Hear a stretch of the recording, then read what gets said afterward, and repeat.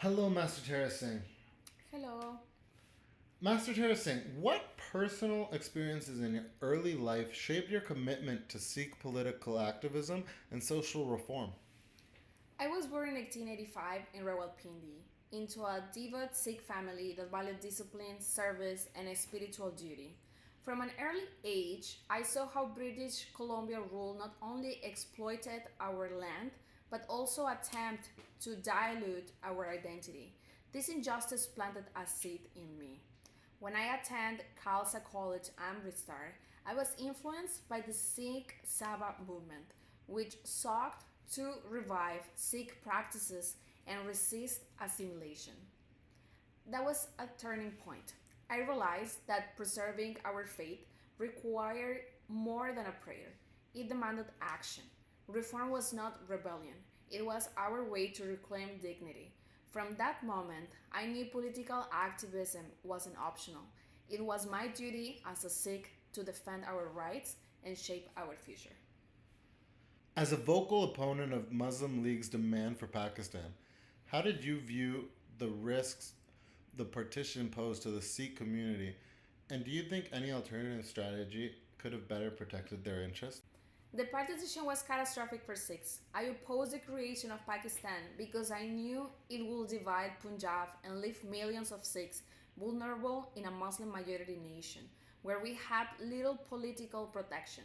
My greatest fear was realized when violence broke out and our people were forced to flee lands they had lived on for generations. For a united India, or at very least autonomy within Punjab, but the major powers ignore our voices. If there was an alternative, perhaps it would have been stronger unity among Sikh leaders earlier on, but the communal forces at play were overwhelming. We were caught between two racing nationalisms, and we paid the heaviest price. The creation of a Punjabi Suba became a major part of your post independence struggle. How did you balance the demand for linguistic recognition with concerns over religious and national unity? The Punjabi Suba movement was rooted in the demand linguistic equality, not religious division. After independence, several states were reorganized along linguistic lines. Why should Punjab be denied that right? Because many Punjabi speakers were Sikh. Our demand was viewed with suspicion as we were seeking to divide the nation. But our aim was not separation, it was federal fairness.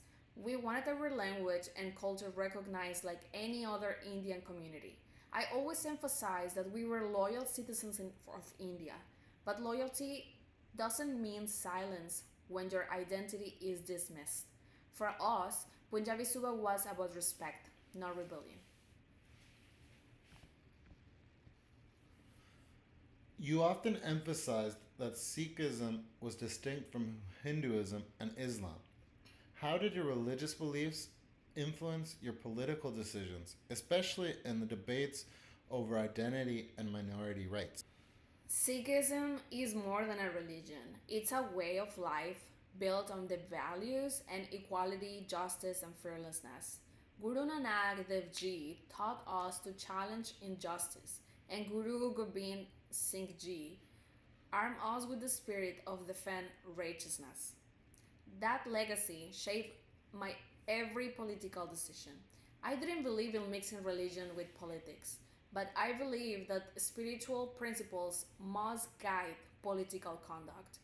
Our demand for minority rights and separate recognition wasn't an act of defiance, it was an affirmation of who we are.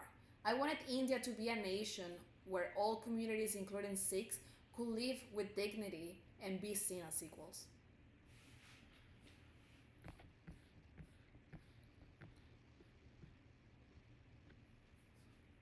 Your methods were sometimes labeled as rigid or confrontational by your opponents. In hindsight, do you believe compromise would have yielded better outcomes for Sikh cause, or was firmness necessary? It's easy to call a man rigid when he refuses to bow to injustice. My stance was not about ego, it was about principle. Time and again, we tried negotiation, but when our concerns were dismissed, I chose firmness over silence. I believe that if we compromise too much, we will lose what made us sick. That said, I do acknowledge that unity among Sikh leaders could have strengthened our position. There were times where internal divisions weakened us, but I never believed in confrontation for its own sake, only when the cause demanded it. Sometimes dignity must be defended, not debated. Last question, Master Tara Singh. How do you want future generations to interpret your role in India's struggle for independence and Sikh identity? As a religious leader, a political activist, or as both? I will say I was both a religious leader and political activist, and one role could not exist without the other. For me, faith was not something to be practical in isolation, it was the driving force behind my political vision. Sikhism teaches us to stand against injustice and fight for equality, not just for ourselves, but for everyone. I fought not to separate Sikhs from India, but to ensure that India never forgets Sikhs are part of it, with our own history, language, and beliefs. I hope I am remembered as someone who lived by the teachings of the Gurus and translated them into action. If I stood firm, it was because I carried the responsibility of a people who refused to be erased. Thank you so much for your time. Thank you for the interview.